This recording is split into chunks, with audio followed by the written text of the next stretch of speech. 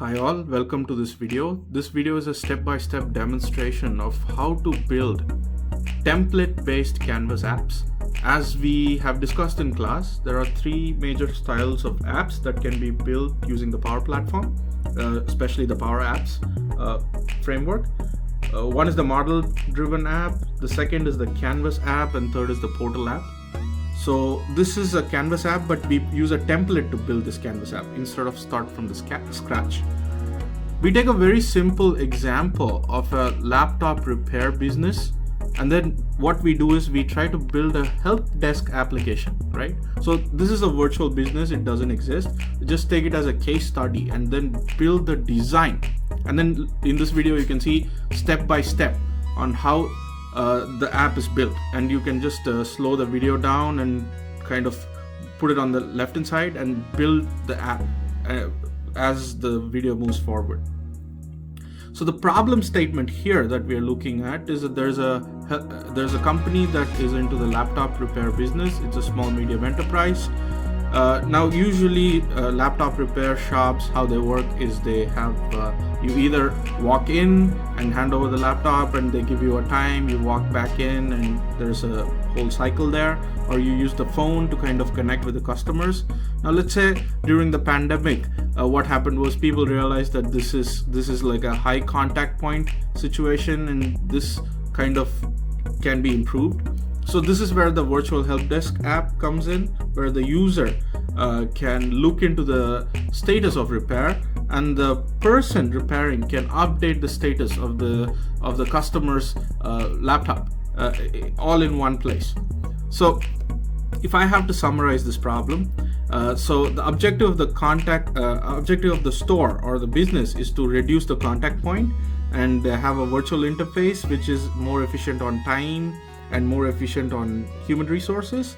And the second, from a customer standpoint, having a virtual app reduces his effort to move to the business or walk into the business or make phone calls. So that's a win-win situation from both of these customers.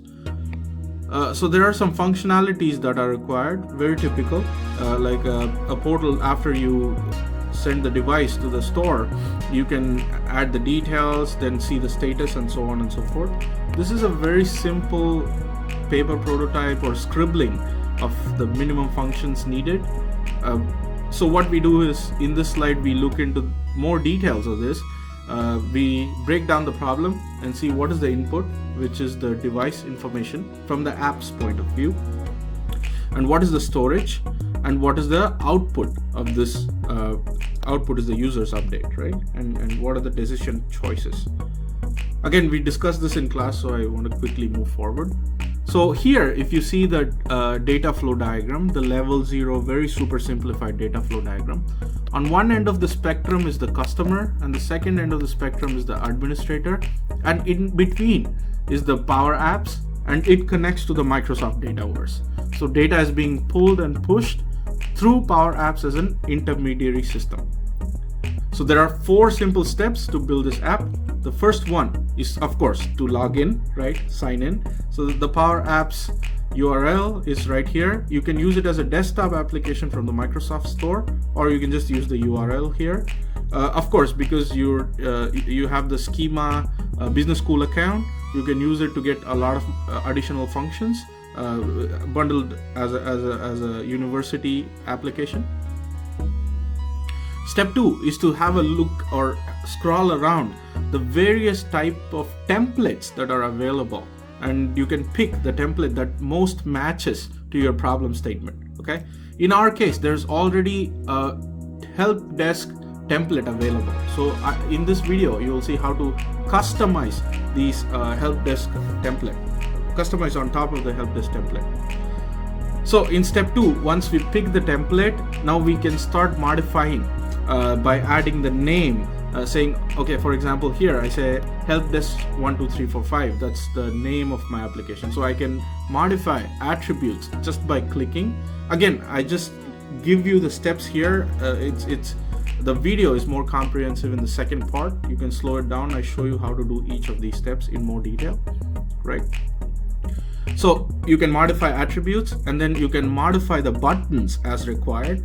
Because this is a help desk template, it already follows the help desk workflow from a very broader perspective. So it has the administrator at one end, exactly like the similar to the data flow diagram we saw, and the user at the other end. And the Power Apps ecosystem has the framework to differentiate between the admin and the user. All you need to do is write minor attributes that help you make these customizations. Again, we will look into this step by step at the second part of the video. Here, for example, giving you an example of how to modify a button. You click on the button, and on the functions window, you just add the email address for the administrator, and so on and so forth. After this, once you have customized all the parts of the app, you can have a demonstration or like user level testing. All you have to do is just click on the F5 button, or on the upper right corner there's a play button, and this will launch the app on your local. And then you can test various components and features, both from the admin point of view and the user point of view, right? And once it's good enough, in the next set of videos I'll show you how to deploy it as an application. But here we look at these 4 simple steps, so to get comfortable with the idea of app building using a template. So this part of the video is no talking, so you can just slow it down and build this step by step as you go along. And in case you're stuck, just contact me or our teaching assistant. We'll be more than happy to work with you and troubleshoot.